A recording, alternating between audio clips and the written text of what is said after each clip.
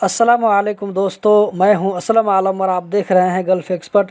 दोस्तों, आज की वीडियो में कतर से रिलेटेड कुछ ताज़ा जानकारी, कुछ ताज़ा अपडेट आप लोगों के साथ में शेयर करने वाला हूं। तो वीडियो को लास्ट तक ज़रूर देखें ताकि आपको पूरी जानकारी मिल सके। कतर में कोविड-19 का अपडेट वीडियो के आखिर में देने वाला हूं। तो हम बढ़ते हैं आज की वीडियो की जानिब। GCO कतर की तरफ से कहा गया है कि कतर में इस वक्त हर 3 लोगों में से एक आदमी को वैक्सीन का, कोविड-19 की वैक्सीन का एक डोज मिल चुका है। अभी 35 साल या इससे ज़्यादा के लोगों को वैक्सीन दी जा रही है।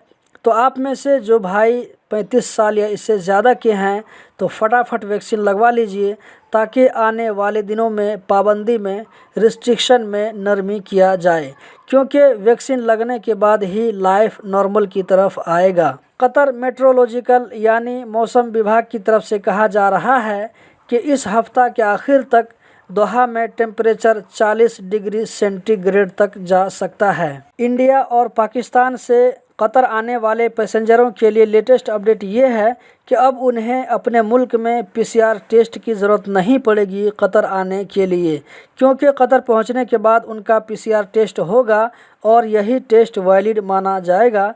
क्वारंटीन के रूल में कोई भी चेंजिंग नहीं हुई है। अगला अपडेट ये खास करके पाकिस्तानी भाइयों के लिए है। 1 मई से जो लोग भी पाकिस्तान का सफ़र करेंगे उनके लिए फास्ट ट्रैक एप्लीकेशन मोबाइल में इंस्टॉल करना ज़रूरी होगा और इसमें ज़रूरी मालूमात भी भरना ज़रूरी होगा।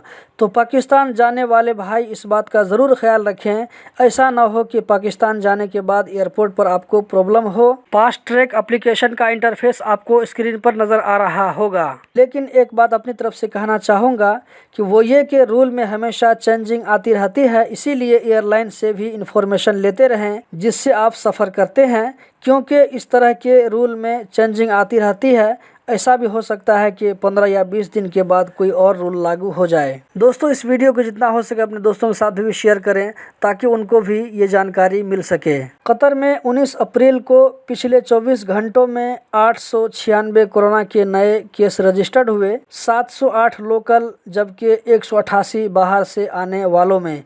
इसी तरह पिछले 24 घंटों में 728 लोग इस वायरस से ठीक हो गए जबकि 4 लोगों की इस वायरस से मौत हो गई, जिसका एज 36, 54, 58 और 65 बताया जा रहा है।